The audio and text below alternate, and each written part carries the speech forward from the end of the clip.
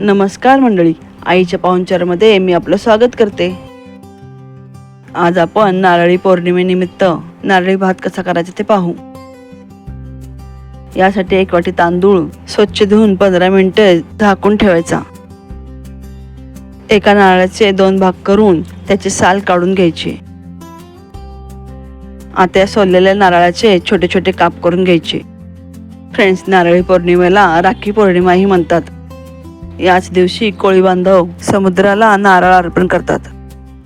Friends, आता हे ओल्या नारळाचे तुकडे मिक्सर जार मध्ये काढून बारीक वाटून घ्यायचे।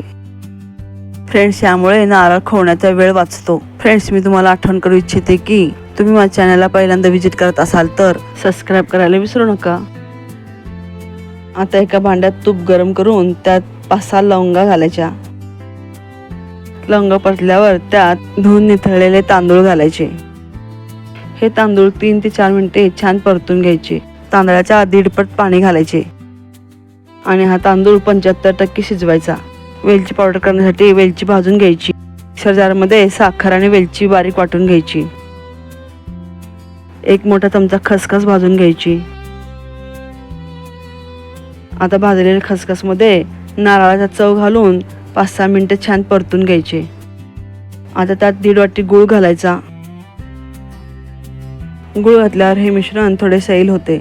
जसे हे मिश्रण परतून घेऊ तसे हे मिश्रण आळून येते।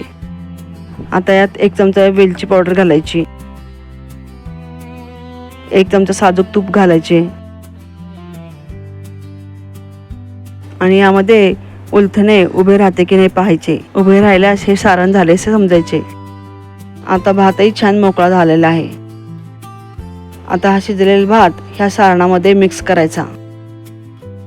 आता हा नारळी भात छान मिक्स करून घ्यायचा। गरज वाटल्यास थोडीशी वेलची पावडर घालायची, सुकामेवा घालायचा, तूप घालायचे।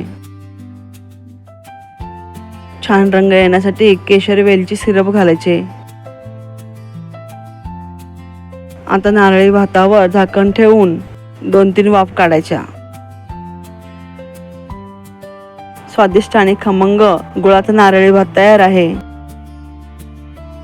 फ्रेंड्स, माझ्या येणाऱ्या पुढील रेसिपी पाहण्यासाठी नोटिफिकेशन बॉक्सवर क्लिक करा, जेणेकरून माझ्या रेसिपी तुमच्यापर्यंत पहिल्यांदा पोहोचतील।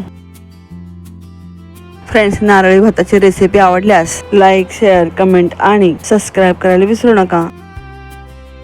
पुन्हा भेटू एका नवीन रेसिपीसह।